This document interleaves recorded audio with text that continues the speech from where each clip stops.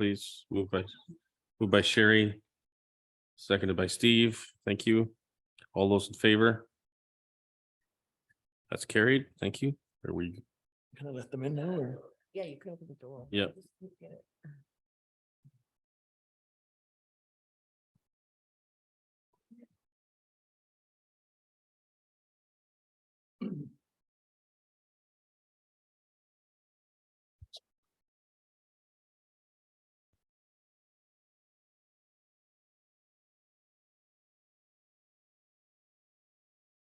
Okay, so it's unlocked.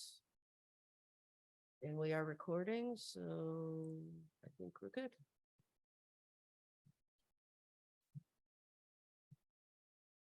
Okay. Welcome to our council meeting that's already underway here. We're just going to start into the open portion of it. We have a couple of recommendations to deal with coming out of our closed session. First one being that the Council of the Corporation of the Township of Wellington North receive report TR 2023-01 council orientation on township's budget and budgeting presentation and lottery licensing presentation. Could I get a mover and a seconder for that, please? Moved by Lisa, seconded by Sherry. Thank you. All those in favor? That's carried. Thank you. And the recommendation here that the Council of the Corporation of the Township of Wellington North approve the closed meeting minutes of the December 19th, 2022 council meeting. Can I get a mover and a seconder for that, please? Moved by Councillor Rankins, seconded by Councillor McCabe.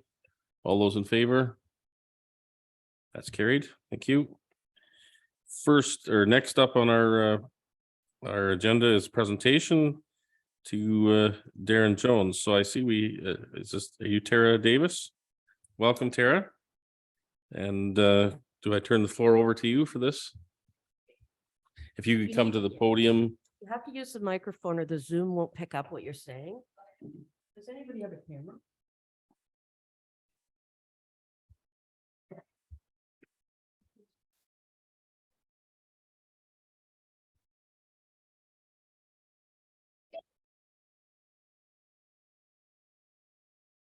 All right, am I good here? All right. So good afternoon, Your Worship and members of council. My name is Tara Davis. I am the Chief Building Official for the town of South Bruce Peninsula. I am also the chair of the Blue Water chapter of the Ontario Building Officials Association. To my left here is Terry Kuipers. Terry is the Director of Building and Planning Services for the town of Minto. He's also the Director of Region E and Chapter Liaison with the Ontario Building Officials Association. So thank you for having us today. We are pleased to be here to present the Eugene McAdam Memorial Award to Darren Jones. Eugene McAdam was the Chief Building Official for the Grey Township, and he served as the chair of the Grey Bruce chapter and area. This award was established in 1994 on his behalf for his outstanding contributions to the chapter. The Eugene McAdam Award is presented to a chapter member that displays service and commitment to the chapter. We would like to present this award to Darren for his outstanding commitment and contributions to the Blue Water chapter. Darren's first meeting as secretary was April 17th, 2014. Over the last 8 years, Darren has contributed his time as secretary as well as serving on the Builders Forum Committee. Darren's knowledge and experience as chief building official is respected throughout the community of building officials. His gracious, humble, kind, and to the point demeanor is truly valued by all of us. He is always one of the first members to lend advice and support as needed in the building industry. Darren, congratulations, and thank you for your dedication and leadership to the Blue Water chapter.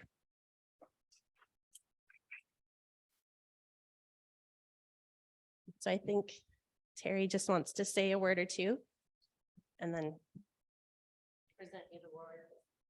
Perfect. Thank you, Tara. On behalf of the president of the Ontario Building Officials Association, I'd like to congratulate Darren for being the recipient of the Eugene McAdam Award.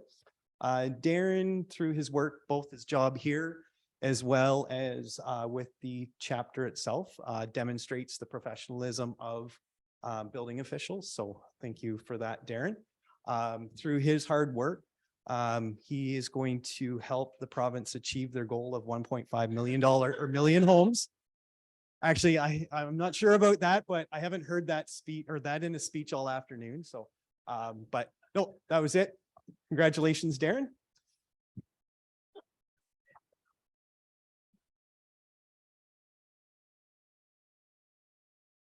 You have to speak into the microphone, Darren, or we can't hear you.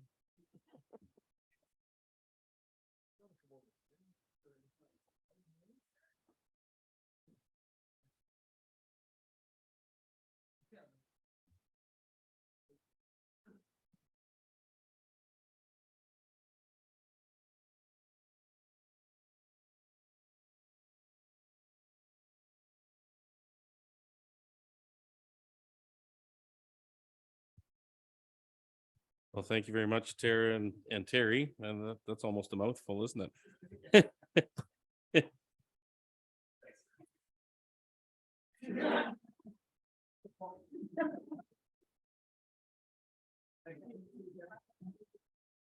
And congratulations to you, Darren.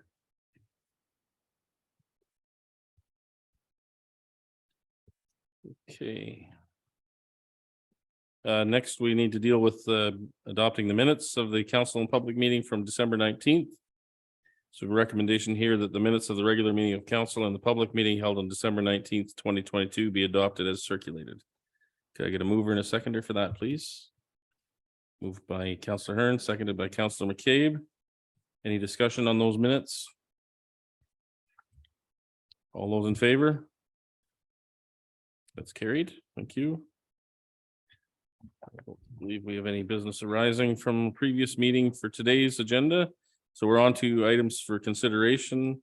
So we did have a couple pulled out already because of pecuniary interest, that being 2A.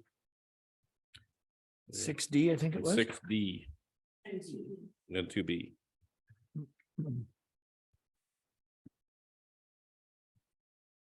Okay, are there any others anyone would like to pull out for further discussion? Steve, Go ahead, Penny. Sorry. 5B. That's the pedestrian crossings. Yes, please. Okay. Good. Any others, Penny? No, that's fine. Okay. 4B. And 5A. 4B, that's municipal insurance. And 5A, the aquatics center. Okay. Any others? Folks would like pulled out? Maybe 7B, just to comment on it quickly. 7B, Is this this is the, the 1.5 letter from million. Steve Clark. Yeah. Okay.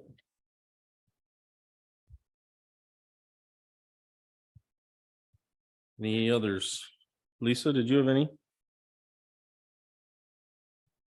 No, they're all been taken Okay. or addressed.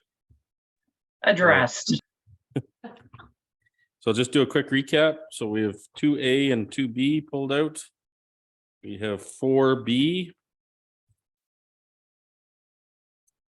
5A and B. And 6D.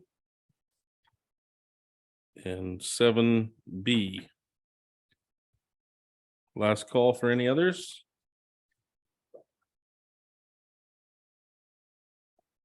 Not seeing anybody, so we'll deal with the recommendation, deal with the others.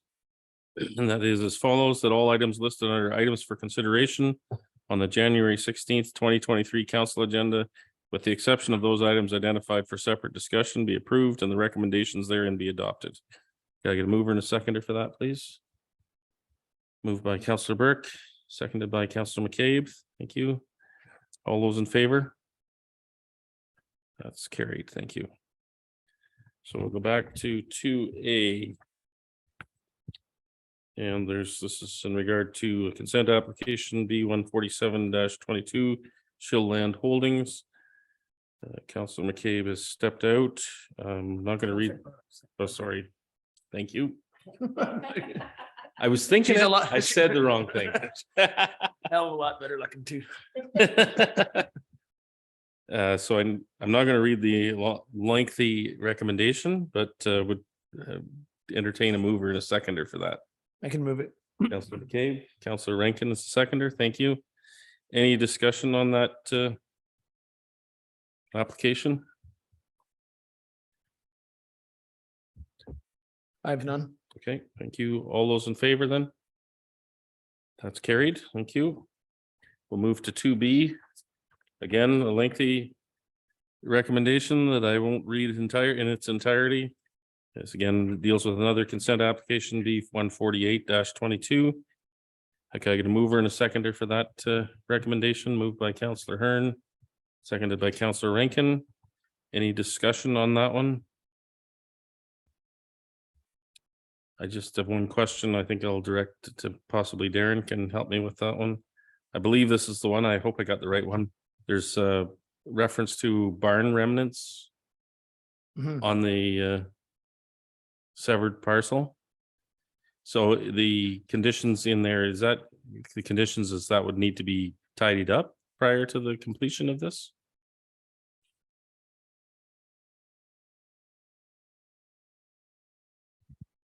Yes, your worship, that would be the condition. Thank you.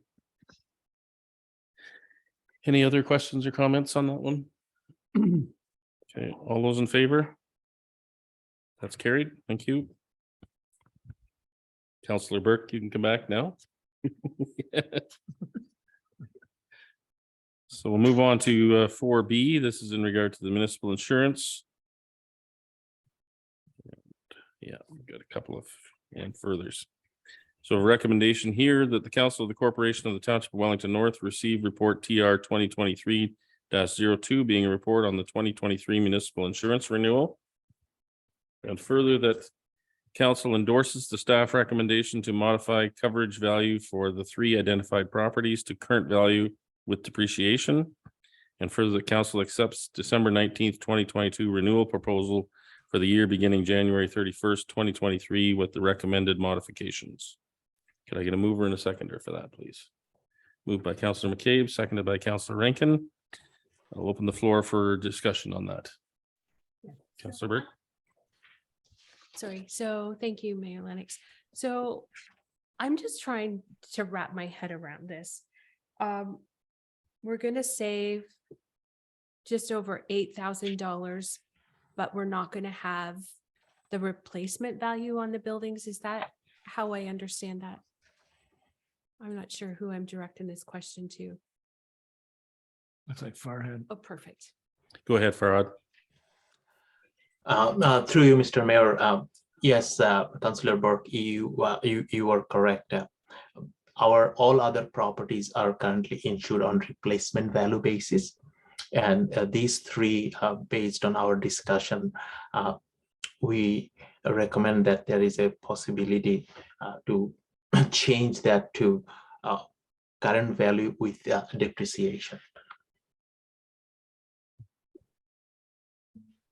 Okay, thank you. Councillor Burke, you're looking a little puzzled still. Well, yeah. Okay. So if that's how I understand it, then I would not, I'm not going to support the recommendation by staff. It seems for the small amount, I was hoping for greater savings, I guess, for this small amount of 2% or $8,000. In my opinion, it's not a good decision to reduce the cost of the insurance for this year, but maybe look at some alternatives and maybe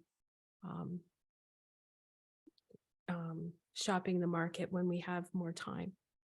It's been a few years since we've actually done that, so. Any other questions or comments? Councillor McCabe. Thank you. And through you, Mayor Lennox. I'm actually, I think I'm all right, actually moving to demo and debris. These are buildings that we probably aren't going to rebuild if they do fall down. But I guess my question would be, if we reduce this amount of the replacement value, and say something does happen to one of the buildings, like say the old Mount Forest Arena catches fire, but only half of it burns down. As I understand it, there's co-insurance And then that would make, say if we reduce the value of the building by 33%, we're taking 33% on as our own liability, and then we would only get 67% of that replacement value to rebuild if we decided to. Is that correct? I don't, Farhad, or Go ahead, Farhad.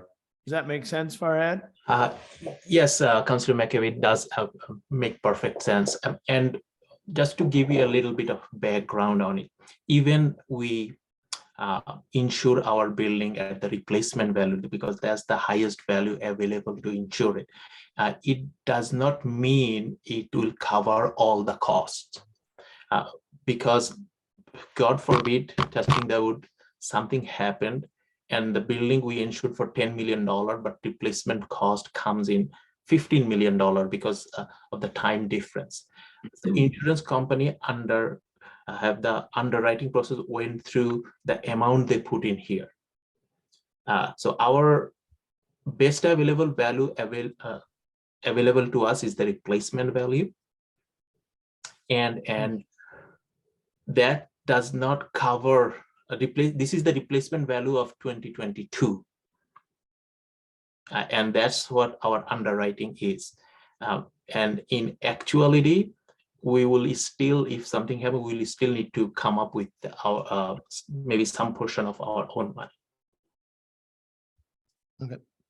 So Farhad, just to maybe clarify my own understanding, when I think about this in the context of auto insurance that all of us purchase, you know, we go out and we buy a new vehicle and, you know, it costs us X number of dollars.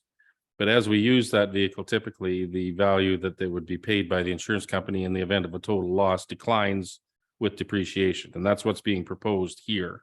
Yes, for these buildings, correct? That is And exactly correct. And so how our insurance for most buildings is different is we're now insuring, let's say the sports complex as an example in Mount Forest, we're insuring it as to what it would cost to build it in 2022, just like it was a new vehicle again. So most of our insurance on buildings is even better than what we would normally get as an individual on our auto insurance where it's depreciating. So what's being proposed here is that these three properties drop to like we would use our auto insurance. Have I got that right? Yes, and that is the common practice in the industry, especially in the profit sector and other sector, to insure things at current value minus depreciation. But in municipality, we are in a different environment because our budget process does not directly allow us to deal with any depreciation expense and all these things. So that's why our practice is to insure it as the replacement value. So just to give a context on that, and but the rest of the world runs on what Lennox, what you just explained. Okay, thank you. Any other questions, Just a Councilor McCabe? Thank you. I know when we got this report, the sticker shock was quite large at 22%, but I think part of that was the buildings that were brought up to actually be properly valued. And I think that took up almost 9%. So it looks a little better if you take that away. I know it's still 22%, but it's a little easier to swallow and maybe defend at 13% and not use those 11 buildings upgraded to their full value.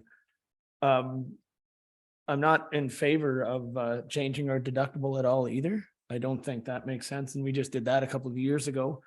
And I guess my question is, do we know how many, on average, like how many claims we would have a year just with the township? Go ahead, Farhad. No, through you, Mr. Mayor. Councilor McAvey, I did reach out for our claim, especially for our properties. In the last 5 years, we had 3 incidents and no claim. For our general liability, we had 14 incident and 2 claim. So bearing that in mind, it wouldn't make sense for us to raise our deductible and have to pay it out 14 times when we can keep it as it is and then not have to pay double, if that makes any sense. I think, yeah, we should probably keep the deductible where it is based on the claims that we have had. Thank you. Any other questions or comments?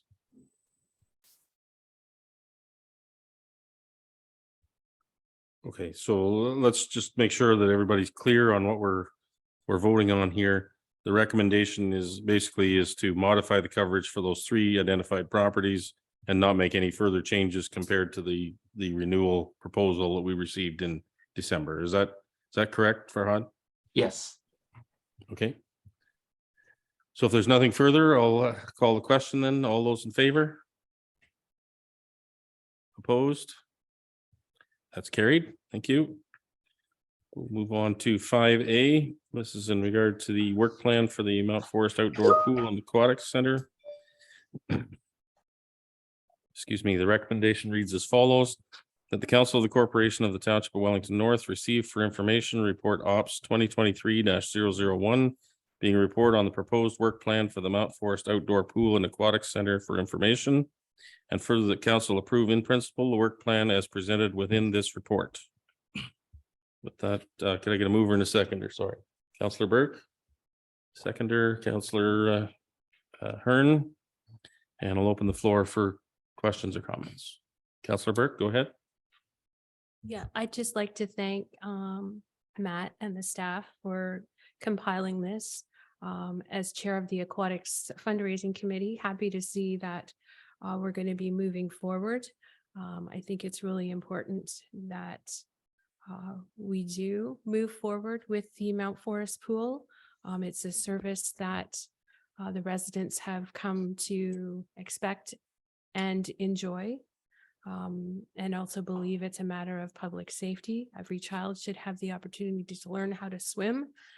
And just as a side note, hope that we can continue to enhance the programming to teach lifeguards how to be lifeguards, so that we don't end up in the same situation that we did through COVID, so that we have staff to man the pool once it's built. Thank you, Councillor McCabe. Thank you. Yeah, and I'm all right with the next steps in the reports. That's great. But 5.3 million is still a lot of money. In the last 2 years, we've had to push back infrastructure projects because we can't afford them.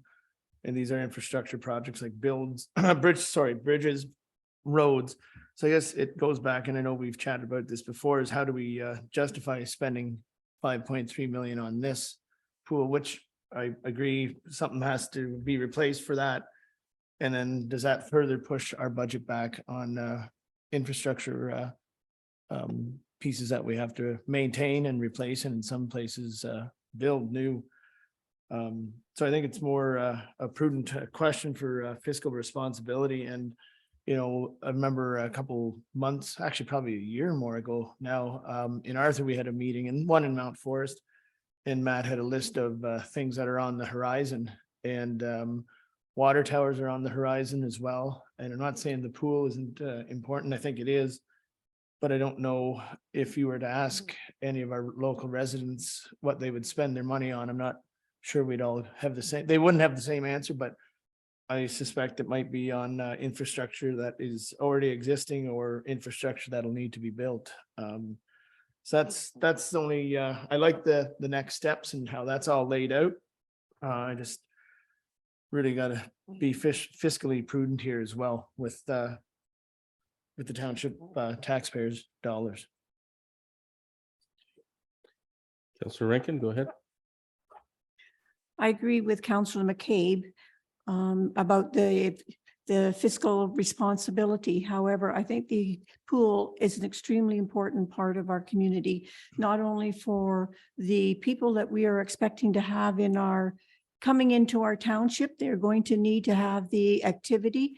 I also think it's good for any meets that they may have with bringing children or adults from other communities into our community as well for tourism. Okay. Thank you. Any other questions, comments?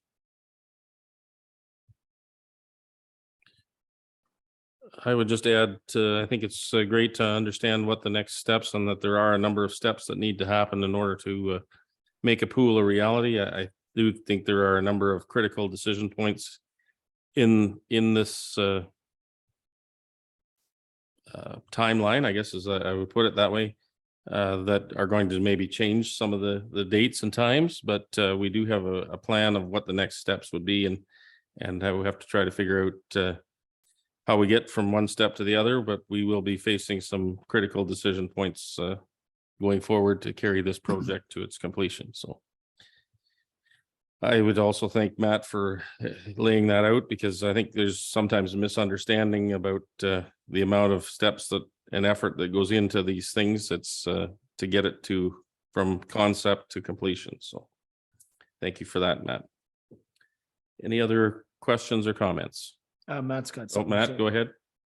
Yep. Yeah, thank you, Mayor Lennox. Just from my perspective, like from a staff perspective, we've got money, $575,000 to continue moving forward with this project. And I think from a staff standpoint, we just wanted to lay it out as far as what the next steps are. So happy to talk to anyone and appreciate the feedback so far. Okay, thank you. Any other questions or comments in regard to this report? Okay, all those in favor? That's carried. Thank you. Next report is 5B. This is in regard to intersections, investigated pedestrian crossings. So a recommendation here that the Council of the Corporation of the Township of Wellington North receive report Ops 2023-002, being a report on intersections investigated for pedestrian crossing infrastructure. And further, the council authorized the mayor and clerk to sign a bylaw in support of pedestrian crossings to be submitted to the Ministry of Transportation at the following intersections: Main Street and Durham Street West, Smith Street and Conestoga Street, and Queen Street East and Fergus Street South and / Parkside Drive. And further, the council directs staff to bring pedestrian crossing infrastructure projects, once approved by MTO, forward as part of the current or future budget discussion. Can I get a mover and a seconder for that, please? Moved by Councillor McCabe, seconded by Councillor Hearn. We'll open the floor for discussion on that. Councillor McCabe, go ahead. Thanks, and through you, Mayor Lennox. I guess this is more for you, Matt. So it's 120,000, excuse me, per crosswalk. So about half $500,000 for these four, excuse me. And is each one going to cost that much actually? And what do we get for that 120,000? Go ahead, Matt. Yep. Yeah. Through you, Mayor Lennox. So Queen Street East at Fergus or Parkside and Smith Street at Conestoga, we've installed the piping. So we have pipes underground there. So they probably will not be 110 or 120,000. They will be cheaper than that, but it's still, it's yet to be determined as far as how much each specific location is going to be. All right, and so Go if ahead, Councillor McCabe. so what all is involved with the 125,000? Like if you were to piece it out line item? Yep. Yeah. Through you, Mayor Lennox. It would be like, it's going to be concrete work as far as the sidewalk's going to need to be changed a bit. There's going to be signs and there's going to probably be flashing lights, which the flashing lights is what, we've installed piping to make it cheaper to run the cables under the ground. But those would be the major items, I would think. Okay, thank you. And just if I could add to that, that includes an arm over the roadway that would have the flashing lights on it, and all the electric connection and controls and everything, along with the activation button or whatever it is activates it. Is that correct? Yeah. There's different levels, but yeah, what you're describing, Mayor, is exactly what it would be. Yes. Plus the road marking as well. Correct. Okay. Any other questions or comments? Councillor Rankin, go ahead. Thank you, Mayor. I would just like to address the one location that wasn't accepted, Queen Street South, Main Street South and King Street East. I just like is clarification, because it's only mentioned King Street East and not King Street West, is the path of the location from the southeast corner to the northeast corner just across King Street East, or is it, was it investigated going across Main Street from King Street East to King Street West? Okay. Matt?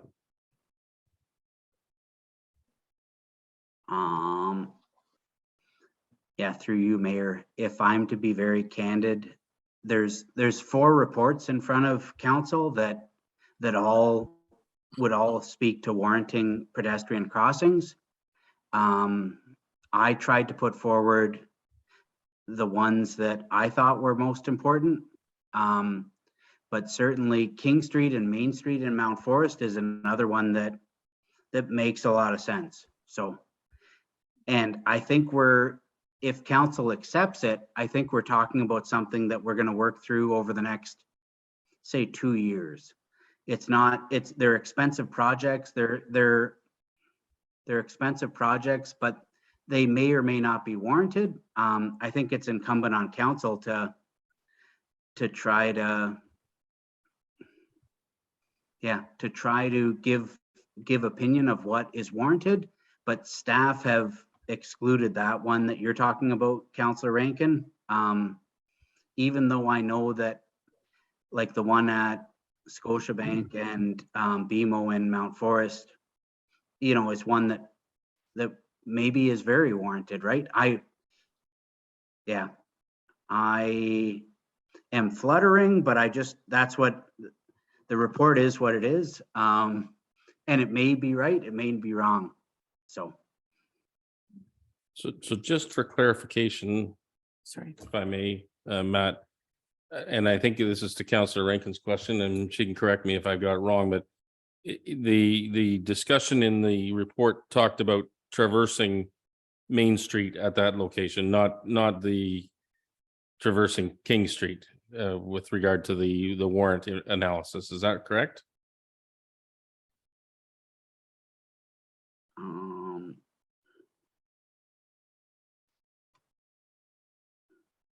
I did not think that King Street was recommended, Mayor Lennox, but I'm just looking here quick. Sorry. Okay. Well, we may have more questions, so if you need to, because I was reading through the report and I was struggling to understand some elements of it too, so we'll give you a minute to go back to that.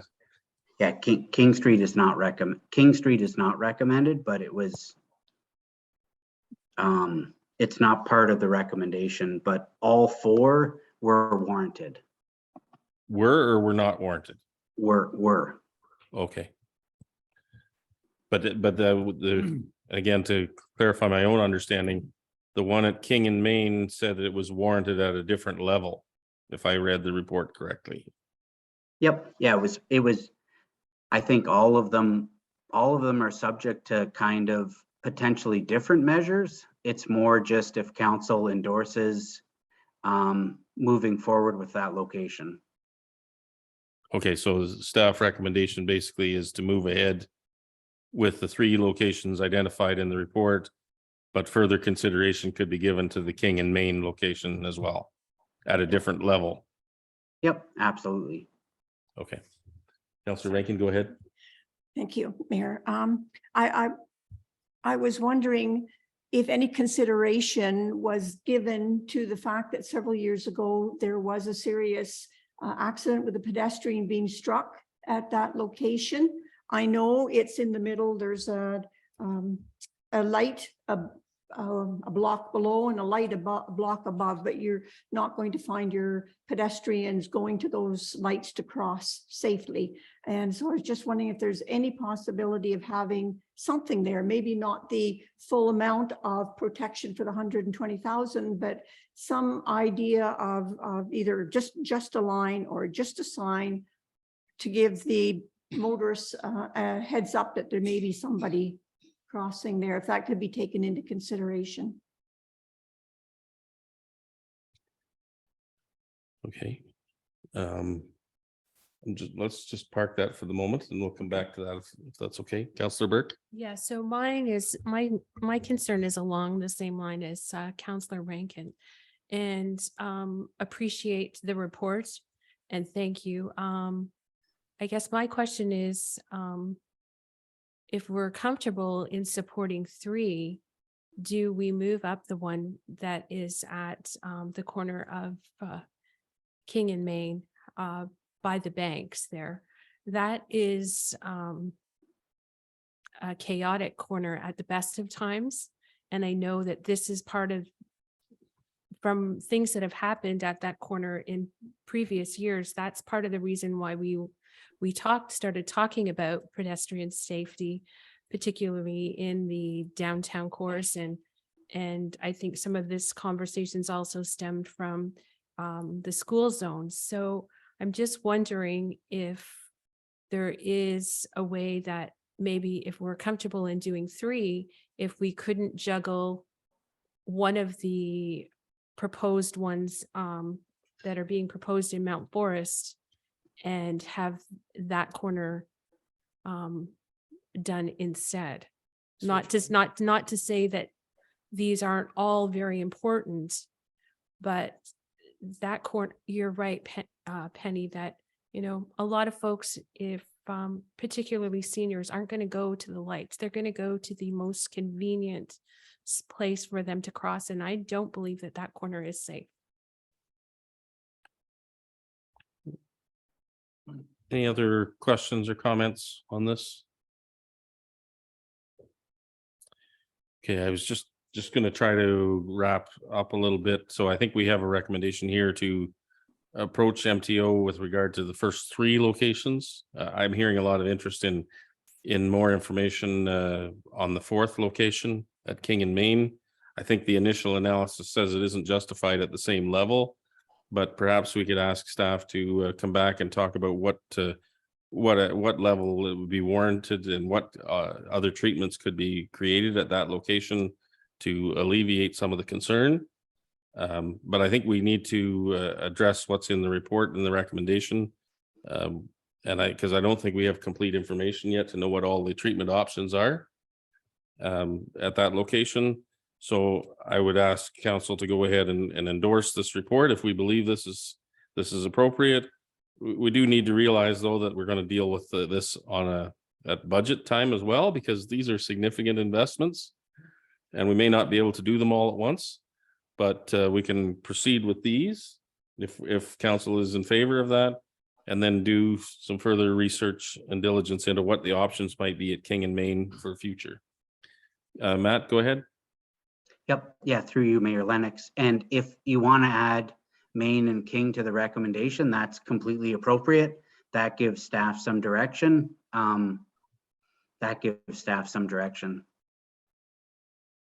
Well, I personally, and then maybe other council members can weigh in here for sure, but I'd be more comfortable knowing what the appropriate treatment.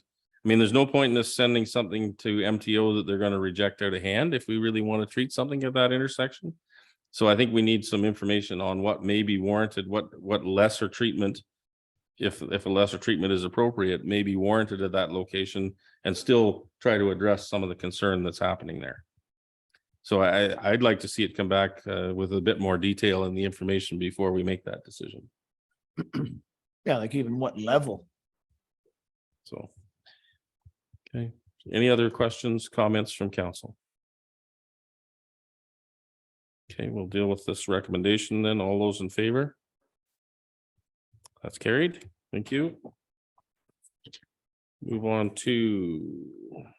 Just to confirm for the minute, after that resolution, providing staff is directed to bring information to council on the Main and King intersection regarding options on a reduced level. Yes. Thank you. Reduced or appropriate.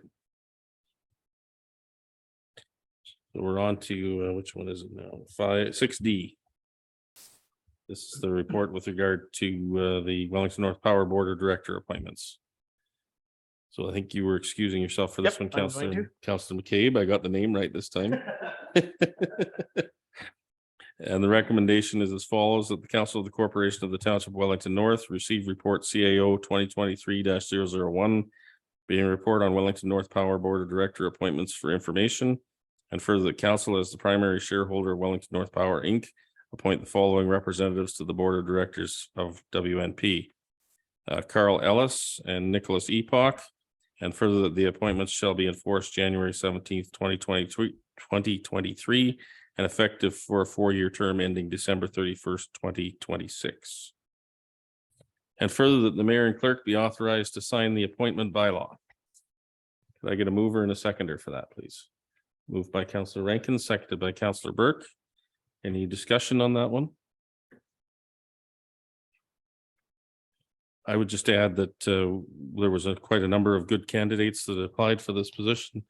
I was really pleased that the caliber of candidates we had to choose from here. I think this will make an excellent board for Wellington North Power for the coming years. So, all those in favor? That's carried. Thank you. We're on to 7B. This in regard to the Greenbelt amendments and Central Pickering Development Plan, the letter that Minister Clark sent to us. Recommendation here that the Council of the Corporation of the Township of Wellington North receive for information the correspondence dated December 16th, 2022 from Steve Clark, Minister, Ministry of Municipal Affairs and Housing, regarding Greenbelt amendments and revocation of the Central Pickering Development Plan and OREG 154/03. I get a mover and a seconder for that, please. Moved by Councillor McCabe, seconded by Councillor Rankin, and we'll open the floor for questions or comments. Councillor McCabe. Yeah, excuse me. I just had a quick comment. I sat through a webinar that was put on with the Ontario Federation of Agriculture last week. I think it was Wednesday. And the 1.5 million homes that they want to build in the next 10 years, there was a really good anecdote that the OFA had, and they said that in the city of Toronto right now, there's 1.5 million homes, and that's been built over a number of probably hundreds of years, and puts that in perspective to how many homes they want to build on the Greenbelt and surrounding area. So again, I think it's completely unachievable, and I know it's passed and we can't do anything about it, but we need to be able to navigate through this as a municipality and as a county as well, because we're right on the cusp of the GTA and the Greenbelt. That's my only comment. Any other questions or comments? I think to your point, Councillor McCabe, I think definitely, well, these particular changes don't directly affect our municipality. The changes that are being proposed province-wide are going to have a significant effect on our community and will create change in our community. Some of it may be not as desirable as we would like. So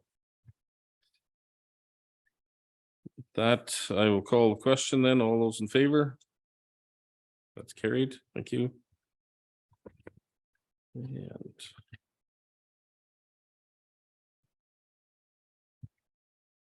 any notice of motion this afternoon?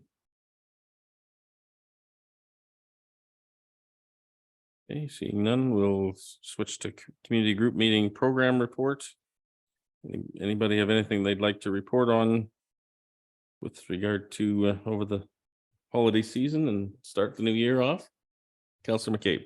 Not in the past little while, but this Thursday, we're going to have our first Saugeen Valley Conservation Authority meeting, and this is where we'll appoint a new executive. So we'll see what goes on Thursday. So, okay, so the update, that's the annual meeting as well. Yes, correct? that's right. Yep, and it's actually in person for the first time in a number of years in the headquarters in Formosa. So, anybody else have anything they'd like to report on? Lisa, did you? Yep, go ahead, Lisa. Yeah, I might as well report on the GRCA too. I have my first orientation meeting this Friday. My first meeting next week. And I did have a conversation with Chris White, the chair. And there's an awful lot of information coming. So, but I feel like I'm getting prepared for it.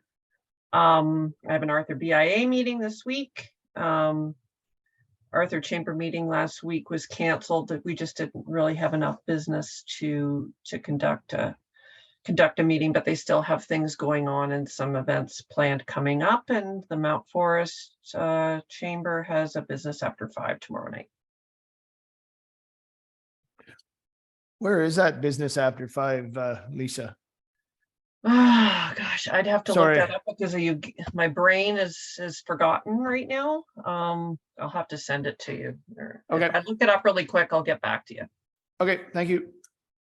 Anything else anyone else would like to report on? Well, I'd sure like to report on something. Sorry. On this past Saturday, I had an opportunity to go to the Mount Forest Curling Club and welcome a bunch of curlers from Scotland to our club to enjoy some play and some fellowship.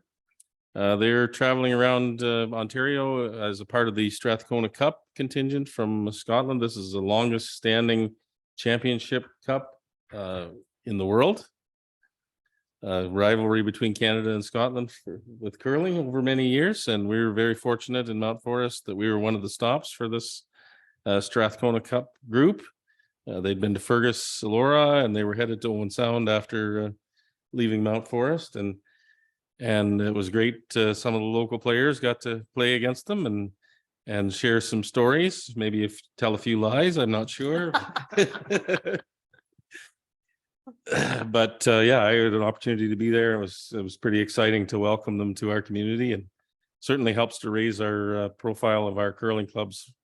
I know that they're struggling a little bit, excuse me, post-pandemic with membership. So this helps raise the profile and keep our clubs vibrant and alive. I think that's fantastic. And it was really kind of fun. I had a chance to talk to one of the members of the Scottish contingent and had a wonderful conversation and learned a little bit about curling in Scotland. And I know that Councillor Burke was in attendance as well. And one of our staff here, Darren Jones, had the opportunity to play against them. So great thing for the community. If I can just add to it, Mayor Lennox, yeah, 3 out of the 4 teams that curled at the Mount Forest Curling Club, the local teams beat Scotland. And it was nice to see some of their traditions, because this is something that only happens every 5 years. So it was really nice to welcome those folks. And on another note, they like to come to the smaller clubs because they really appreciate the hospitality. I was speaking to one of the fellas, and they played in a couple of larger cities, and they like the small town hospitality. So that was great to hear as well.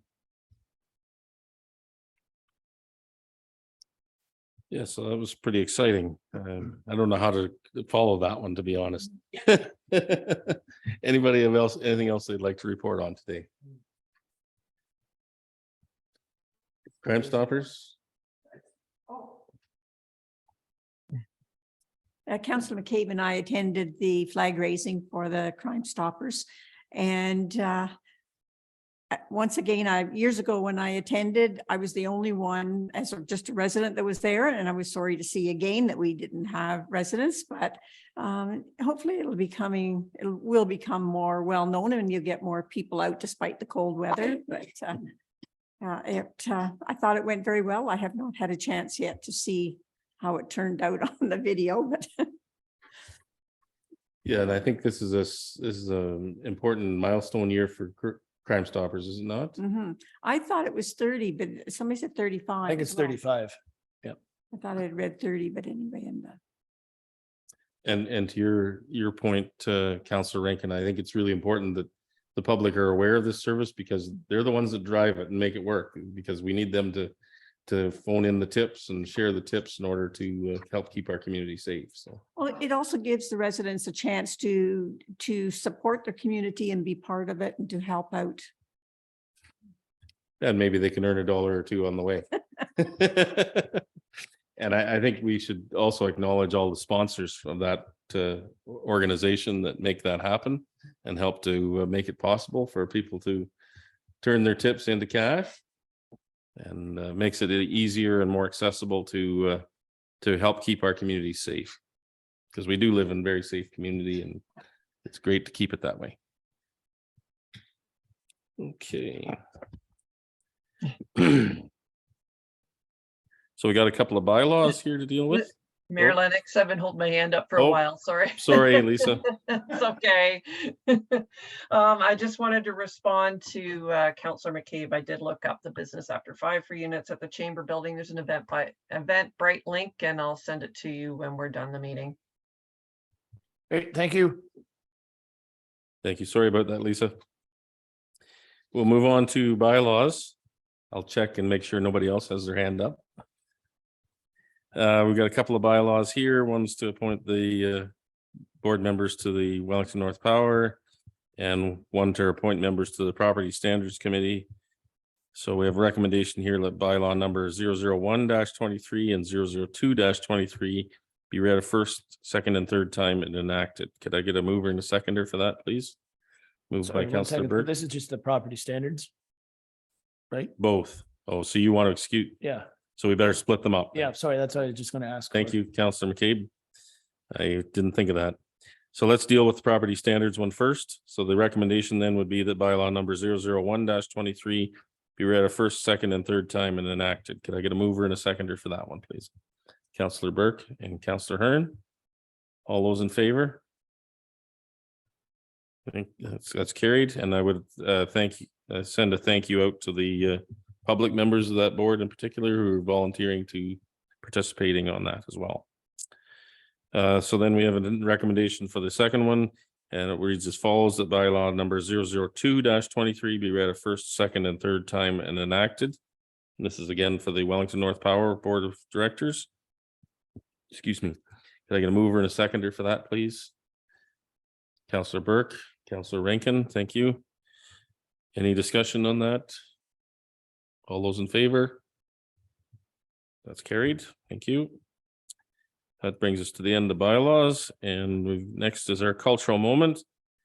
And I know how everybody's tired of hearing me, so I asked Councillor Rankin if she would share the cultural moment with us this afternoon. Thank you, Mayor. This is the cultural moment for January the 16th, and it celebrates Sylvia Kadeski. On her shoulders is an exhibit on display at the Mount Forest Museum and Archives that showcases some of the unique women in the history of Mount Forest.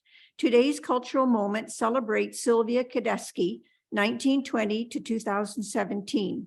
Saucy Sylvia Kadeski could have been a professor of German at any university, but she chose another path. Singing in the clubs of Toronto on weekends for extra money in the late 1930s while finishing a degree in modern languages offered Sylvia another option. When she received a full scholarship at Ohio State University to study German for her master's, Sylvia took the scholarship but continued to play her piano and sing in the clubs and hotels of Akron and Cincinnati. Then she got an offer that she couldn't refuse. Radio WLW out of Cincinnati, the nation station, and a star maker offered Sylvia a job as staff vocalist. Following singers like Rosemary Clooney and Doris Day, Sylvia took the offer and started a 70-year career in entertainment. Her mother, Tilly Kadeski, who gave Sylvia her first piano lessons in Mount Forest, must have been proud and thrilled. By 1946, Sylvia hosted a coast-to-coast broadcast 8 times each week. She played her own piano accompaniments and chats informally with her radio listeners in a charming way. Her bubbling laughter travels along the airwaves into people's homes. From the Columbus Review, 1946, it was quoted, "Radio put Sylvia in the company of Ella Fitzgerald and Duke Ellington, who asked her to join his orchestra, which she did for 5 years. The saucy comedic part of her act was accidental when she filled in for an MC in Akron who never showed up. Sylvia realized she had a flair for comedy. International offers came in, but Sylvia opted to perform close to home and family. Sylvia had 2 loving marriages and died surrounded by children and grandchildren, although they were not her own. In 2002, Sylvia Kadeski was inducted into the Newport Jazz Hall of Fame alongside Ella Fitzgerald. And this was submitted by all the volunteers at the Mount Forest Museum and Archives who mounted the exhibit on her shoulders, Unique Women in the History of Mount Forest. May I add a comment? I'd just like to say this is, if you have an opportunity to go and see the display, it's wonderful. They have videos and written and photos. So it's a lovely different media to watch it, and it's very interesting and knowledgeable. Thank you, Councillor Rankin. So next, we have our confirming bylaw, and the recommendation is that bylaw number 003-23 being a bylaw to confirm the proceedings of the Council of the Corporation of the Township of Wellington North at its regular meeting held on January 16th, 2023, be read a first, second, and third time and enacted. Can I get a mover and a seconder for that, please? Moved by Councillor McCabe. Seconded by Councillor Hearn. Thank you. All those in favor? That's carried. Thank you. And we'll move on to adjournment. Recommendation that the regular council meeting of January 16th, 2023 be adjourned at 3:01 p.m. Can I get a mover and a seconder for that, please? Moved by Councillor Burke, seconded by Councillor Rankin. All those in favor? That's carried. Thank you. We're adjourned. I probably should have drawn your attention to the list of meetings and notices, but so of course the BIA meeting that Councillor Hearn mentioned, Arthur BIA directors meeting coming up on Wednesday, cultural roundtable on Thursday, and as many of you know, Roma conference next week from Sunday to Tuesday, and then our next regular council meeting is February 6th. Thanks, everybody. Thank you.